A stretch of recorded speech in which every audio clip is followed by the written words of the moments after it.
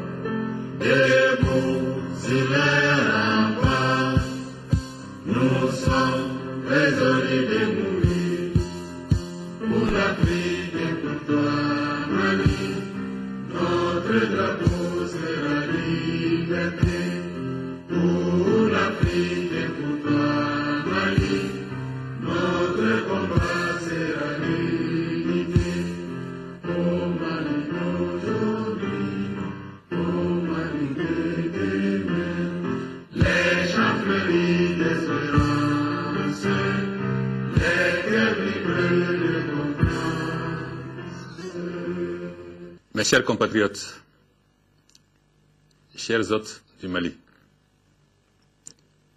en quelques heures, le Mali tout entier ira aux urnes pour le premier tour de l'élection présidentielle afin de désigner le troisième président de la Troisième République. Ce scrutin, est-il utile de le rappeler, n'a pu se tenir en avril 2012 à cause de la grave crise survenue dans notre pays. Une crise grave pour l'intégrité de notre territoire, grave pour les fondements de notre nation, grave pour notre processus démocratique, alors considéré comme un modèle en Afrique, et pour tout dire, grave pour l'existence, la liberté et la dignité du Mali. Depuis, vous le savez, nous vivons une situation exceptionnelle, un régime de transition.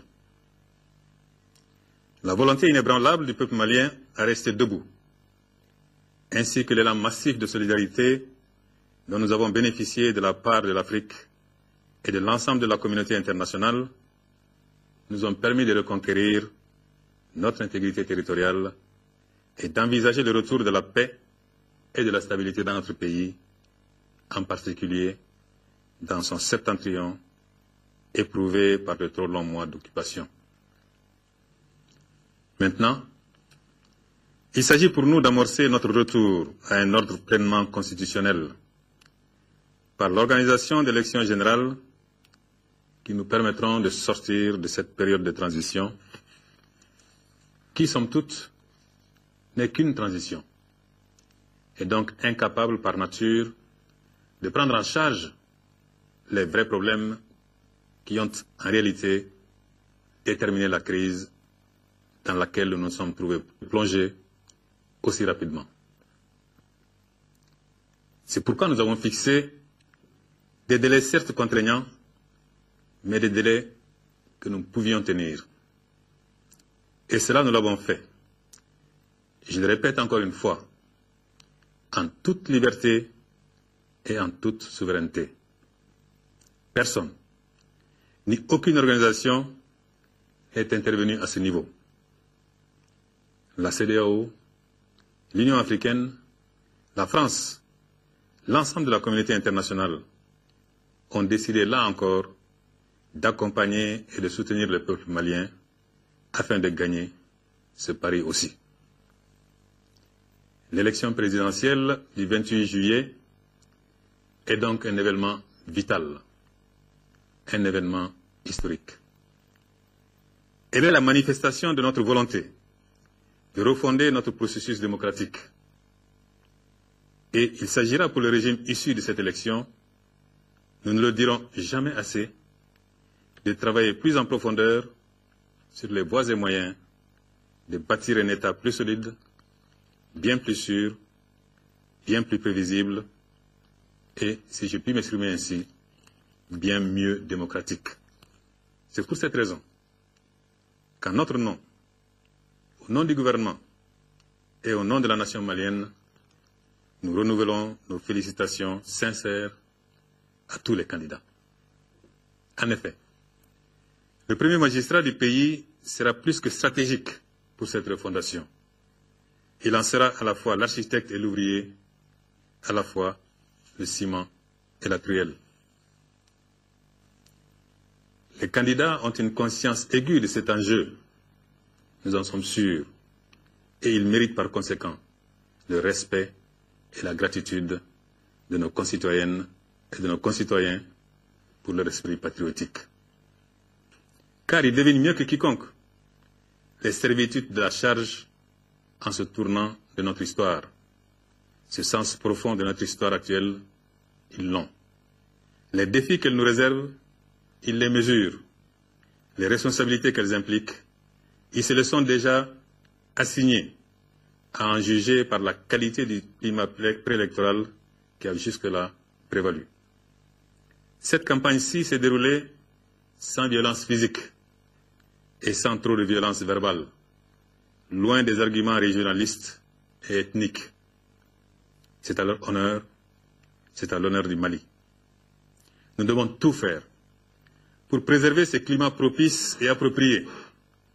Gouvernement, candidats, électeurs, afin de garantir la paix sociale à l'issue d'un processus électoral apaisé. C'est une chance pour le Mali que ce soit l'un de ces candidats que le choix transparent et respecté des électeurs portera à la tête de notre pays. Un pays encore convalescent qu'il nous faut ménager parce que nous n'avons rien de mieux, parce qu'il n'y a rien de mieux qu'un pays, son pays. Alors j'exhorte ces candidats à maintenir ce climat paisible, à n'envisager que les recours légaux, à ne pas insulter l'avenir, car ils sont tous utiles pour la République. Je voudrais également exhorter les électeurs à sortir massivement, à se mobiliser comme jamais, dans un esprit de discipline et de responsabilité pour voter. L'État, pour sa part, est le garant d'élections régulières et crédibles. Il a la responsabilité d'assurer la sécurité des scrutins. Il l'assurera que personne ne s'y trompe. Aucun trouble de l'ordre public ne sera toléré. Mais que personne ne se trompe également ou ne cherche à semer le doute sur l'impartialité et l'équidistance de l'État par rapport aux candidats. Le président, le Premier ministre et les membres du gouvernement ont décidé de volonté délibérée de ne pas se présenter à cette élection présidentielle pour lui conférer le maximum de transparence et le maximum de crédibilité possible.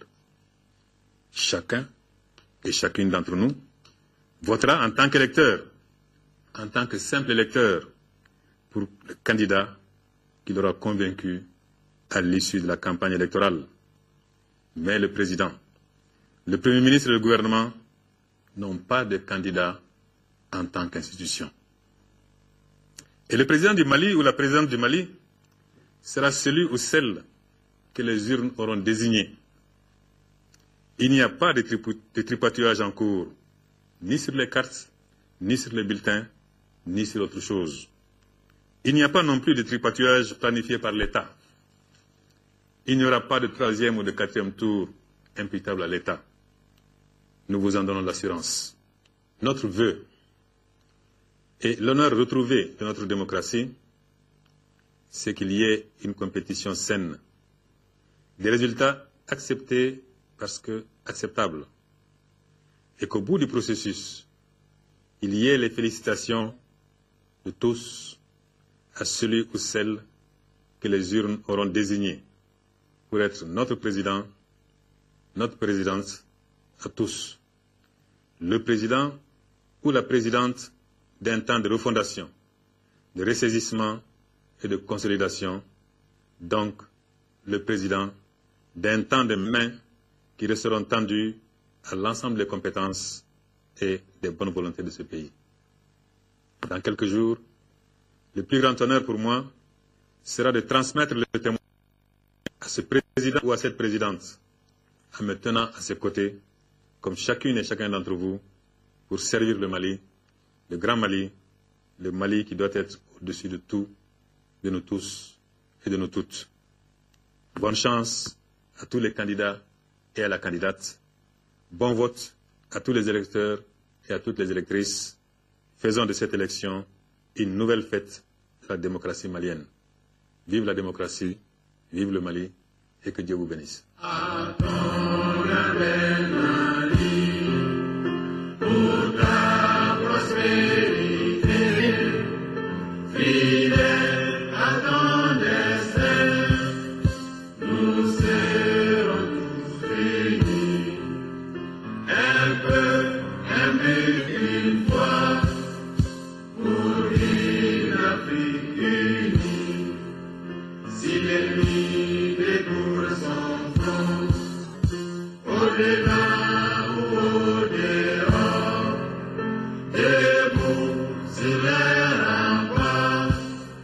Nous sommes résolus de mourir pour l'Afrique et pour toi, Mali, notre drapeau.